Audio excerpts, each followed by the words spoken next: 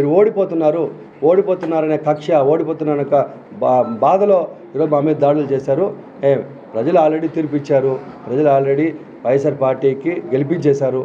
ఈరోజు మా యొక్క విజయం ఈవీఎంలో ఉంది. అది స్పష్టంగా మాకు తెలుసు, మీకు కూడా తెలుసు.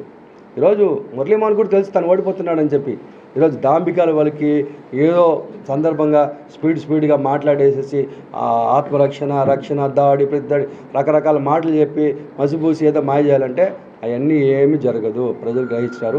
ఆల్రెడీ 3 నెలలుగా నువ్వు చెప్తున్న మాటలు, కళ్ళబొల్లి మాటలు అంతా కూడా ప్రజలు విన్నారు. ఆల్రెడీ తీర్పు ఇచ్చేశారు. నేను ఇంటికి పంపించాలని చంద్రబాబునే ఇంటికి పంపిస్తున్నారు. ఇంకా చంద్రబాబు నమ్ముకున్నటువంటి లేదా ఆ పార్టీలు నిలబడేటువంటి నువ్వెంత.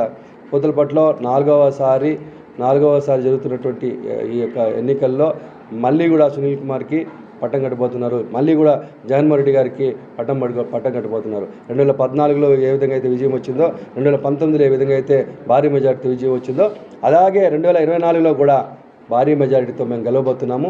అధికారంలోకి జగన్మోహన్ రెడ్డి గారు రాబోతున్నారు.